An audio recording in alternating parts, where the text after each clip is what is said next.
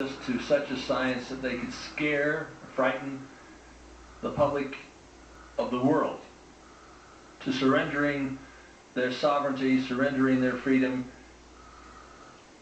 If there was a government which promised them safety from this evil.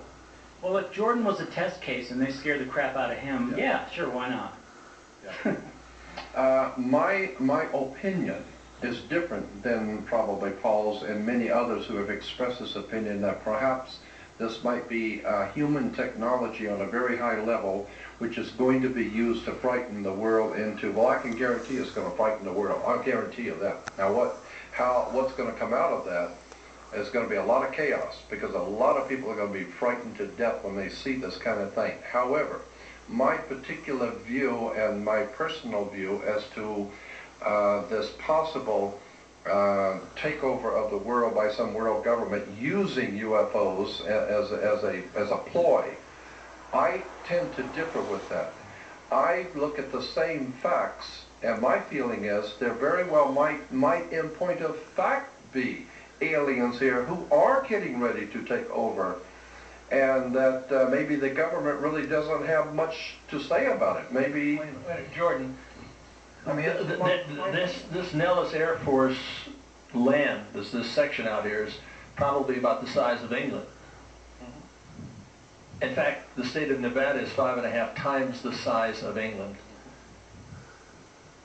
Wouldn't you consider it more than a coincidence that all of these sightings are so close to and closely related to the Groom Lake facility called Area 51, S4, the Papoose Lake facility?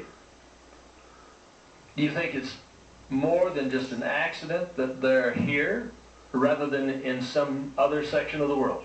I am not convinced. I am convinced that something is here, and it is on a very high level of technology that we are not used to seeing. Now, whether that's human or alien from somewhere else, I'm not sure. But my gut feeling, my opinion, is that this represents alien technology which is not human.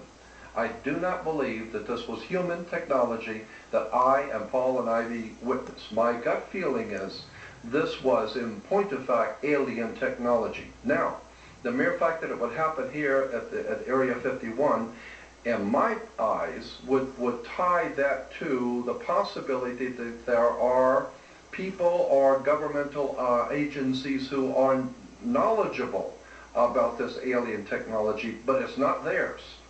It's come from somewhere else, and perhaps government has no alternative but to sue for peace and to make some sort of an arrangement with these alien life forms. I personally believe that we have alien life forms on this earth who are not indigenous to this planet, who have come here, and I personally, as just my view, that what I saw out there was 7 of them.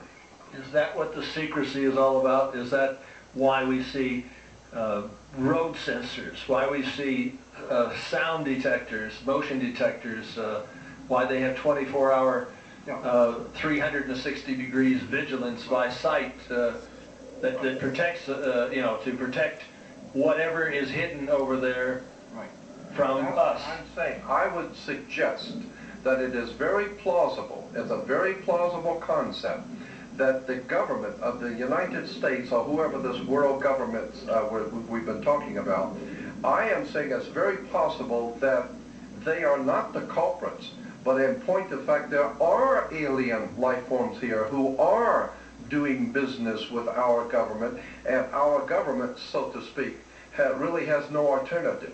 When you are confronted with an overwhelming, powerful government that comes against you, it only makes good political sense to sue for peace, make a deal.